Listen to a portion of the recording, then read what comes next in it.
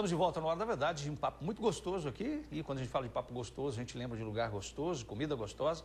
E aí a gente mostra essas cenas aí do restaurante do Binho, que tem um pratos especiais, né, um cardápio muito bom. Aos sábados acontece a feijoada no restaurante do Binho. 37210202 para você reservar o seu espaço lá no restaurante para aproveitar aí esses pratos que a gente está mostrando para você, ao invés de você só ficar olhando melhor, dá uma chegadinha lá e saborear isso que eu estou dizendo.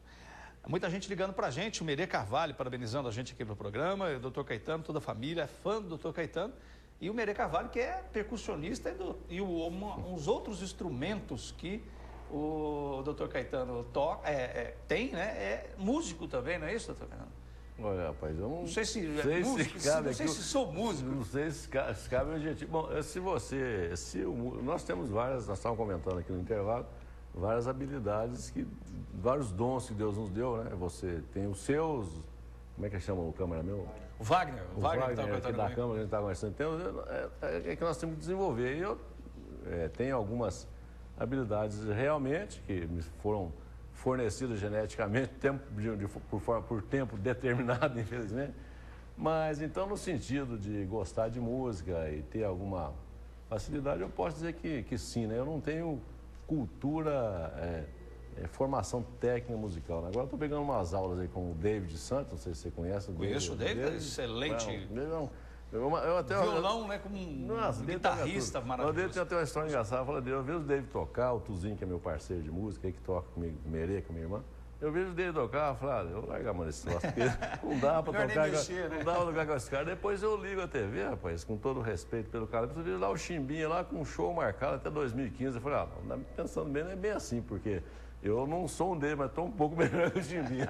Então, mas a música, ela é, como toda atividade artística, ela é muito envolvente. Você acaba desenvolvendo outro tipo de aptidão e relaxando, recarregando energias para o seu trabalho. Que o meu trabalho me consome 90% do tempo, mas eu dou um jeito de corro aqui, corro ali.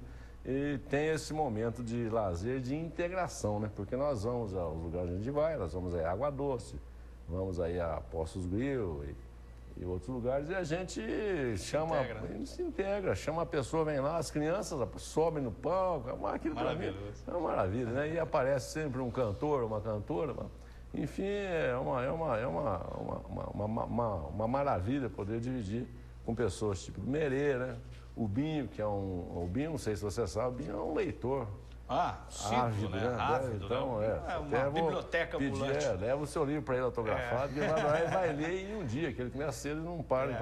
Muita gente ligando, testemunhais aqui na Silvana, mãe da Mariana Vilela, diz que está feliz com a entrevista do Dr. Caetano. Hoje a Mariana, com 16 anos, não tem outro local, consultório para levar a Mariana. O Gabriel Bergman, eu acho que é isso, Gabriel? Bergman. Agradeço ao Dr. Caetano, porque foi o único médico que detectou uma bactéria que ele tinha no olho. O Paulo Danilo, abraço pra gente aqui pelo nível do programa, obrigado, Paulo Danilo. Doutor Caetano, porque hoje não há interesse na área pediátrica e nem na área da geriatria. Aí o programa, a gente está falando da figura do médico, vamos tentar fazer, né, um mix aí com relação a essa questão da pediatria, da geriatria e também essa figura tão importante que é o médico. Se mudou alguma coisa, a gente vive dizendo, as pessoas às vezes reclamam, os médicos já não são como antigamente, porque esse universo aí tão amplo, né? Olha, essa questão é uma questão que a gente... realmente é uma questão que a gente tem que abordar, olha.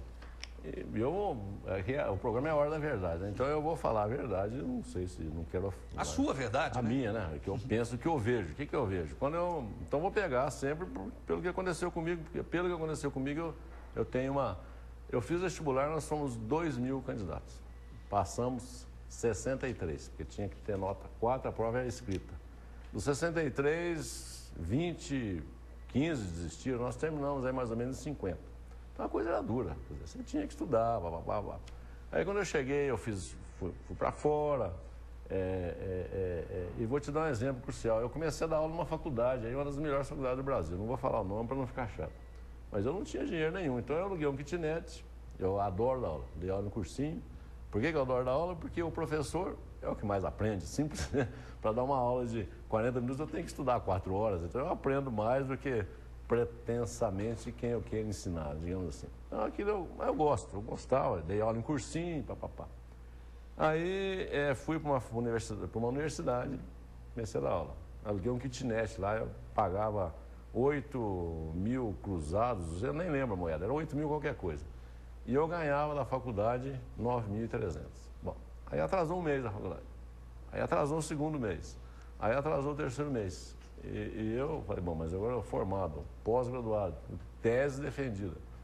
Falei, eu vou pedir dinheiro para meu pai, pedreiro, coitado do meu pai, que já tinha vendido lá o que ele tinha guardado, tinha vendido para ajudar a gente a se formar. Aí eu falei, não dá. Fui lá falar com o meu assessor, né, o meu chefe. Ele falou, você tem que pegar bairros aí, dar plantão no subúrbio aí para sobreviver, porque a gente não sabe quando isso vai resolver.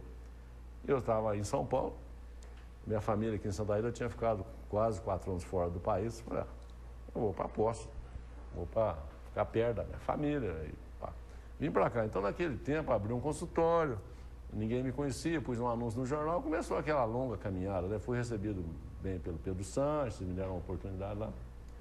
Aí comecei, aí o SUS, me convidaram um mês depois para trabalhar no Sistema Único de Saúde. Tá bom. Qual é a condição? R$3, tipo o equivalente a R$3 hoje a consulta, que eu acho que hoje um médico do SUS, um colega do SUS, para dar uma consulta, ele ganha R$3 ou R$4. Eu falei, não, eu prefiro atender alguém e não cobrar nada. Porque se eu atendo uma pessoa e cobro R$5, eu estou cobrando e vou receber. Então, o valor do meu trabalho é aquilo, eu não posso reclamar. E tenho que atender a pessoa bem. Se eu acho que aquela remuneração não é digna do meu trabalho, então eu não cobro. Eu faço pelo lado da humanidade. A pessoa me manda celebrar uma missa, como acontece sempre, me dá um presentinho no aniversário, manda a flor e agradece. Tudo bem, porque eu acho que é a nossa obrigação. Em outras palavras, ganhar um baixo salário não justifica um baixo atendimento. Não, exatamente. Aí o que acontece? Aí então o colega aceita essa condição. Aí ele tem que ficar na saúde num determinado lugar das 7 às 11. Aí ele não pode ficar das 7 às 11 porque ele tem que ir para outro lugar. Ele vai lá, faz correndo, as pessoas reclamam, não me examinou direito, me deu a receita. Aí o médico vai caindo, infelizmente, no descrédito da população. Por quê? Por um comportamento próprio dele.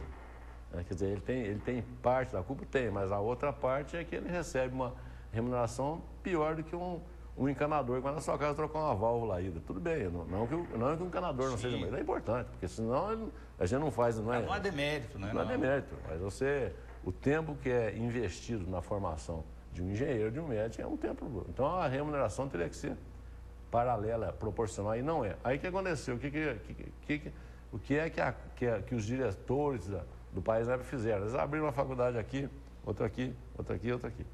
Então abriram faculdades em todos os cantos, existem turmas de 300 alunos, em cidades que não tem hospital para preparar. Então o colega sai da faculdade mal preparado. Como ele sai mal preparado, ele tem que aceitar o que o mercado lhe oferece. Então hoje o SUS faz prova.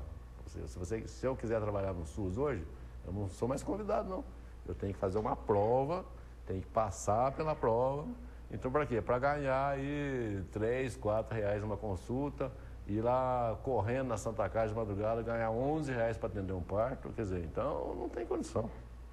Mas isso não isenta o médico da responsabilidade. Eu acho que nós não deveríamos, então, trabalhar nessas condições. Falar, não vamos trabalhar.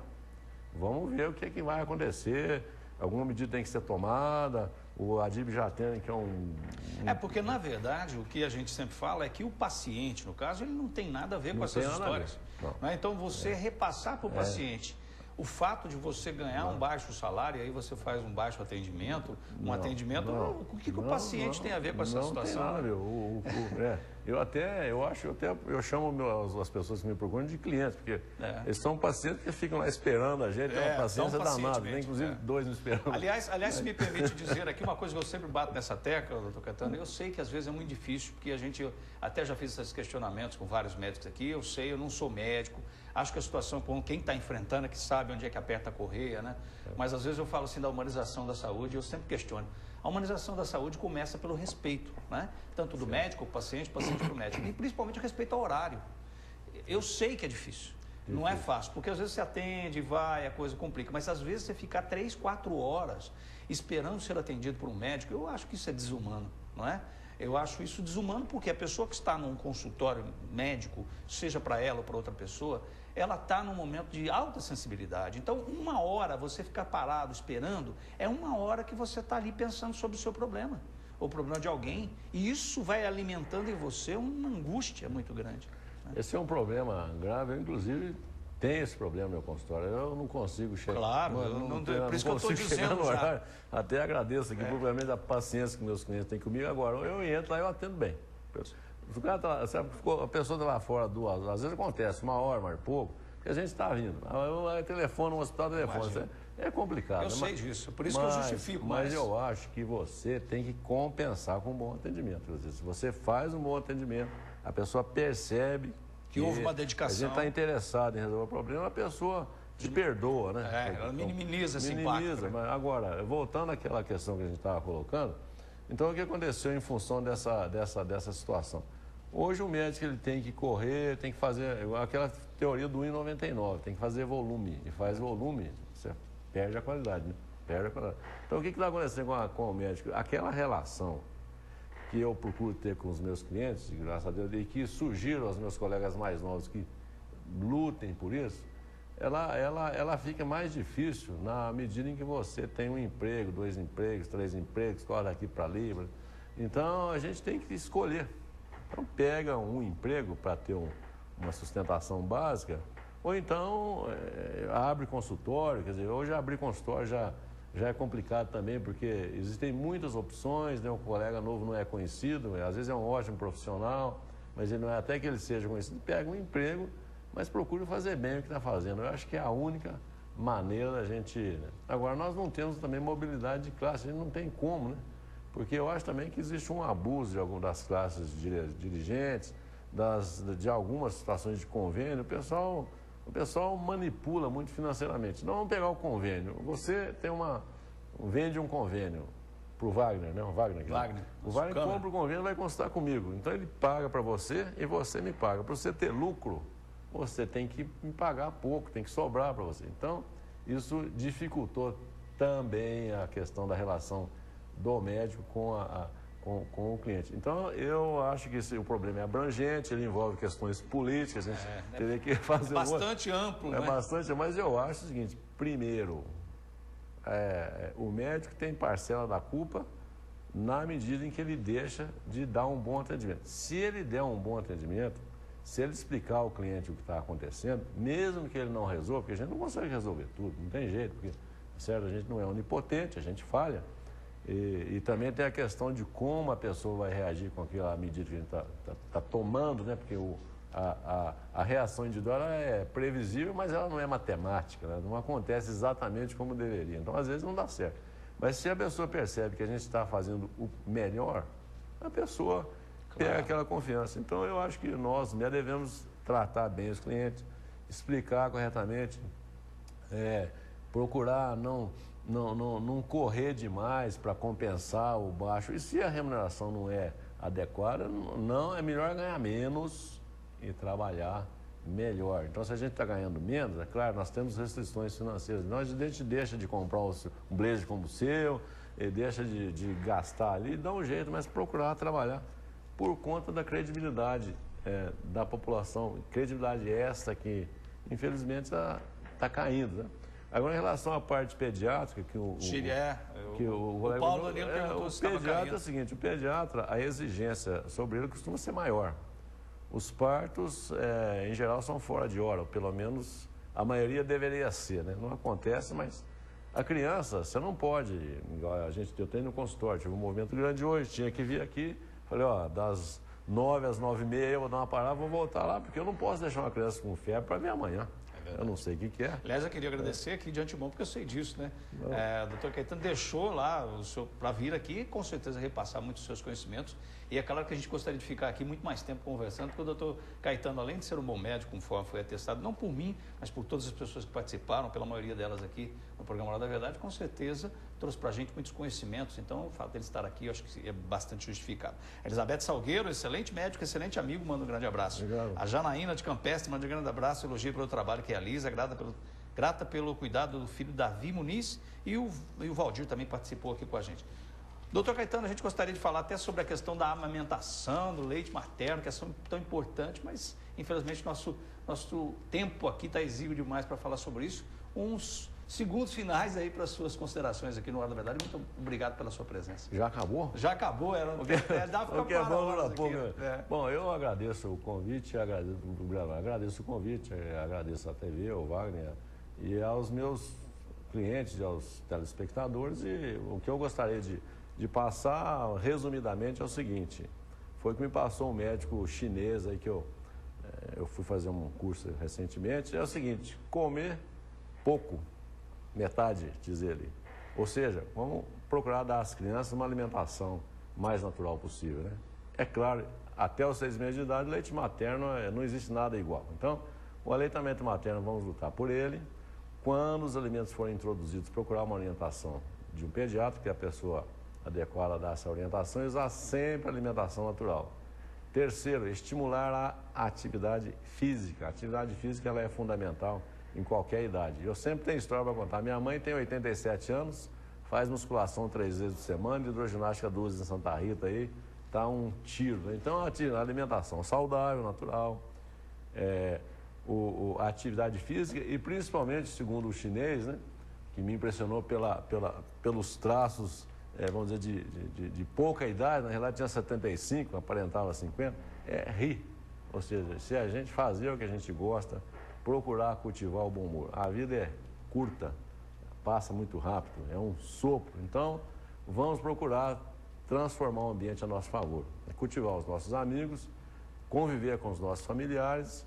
Se a mãe não tem o tempo todo disponível, que aqueles minutos que ela tem com o filho, ela procure educá-lo, colocando limites, com amor. A criança tem essa percepção. Se você nega alguma coisa com amor, a criança tem essa percepção. Então, muito obrigado mais uma vez. Desculpe aí por prolongar a conversa muito confortável. É sempre muito bom ouvir o doutor Caetano. A gente agradece mais uma vez a participação dele aqui no nosso programa e a você, razão da existência do Hora da Verdade, a sua participação, a sua presença com a gente toda segunda-feira.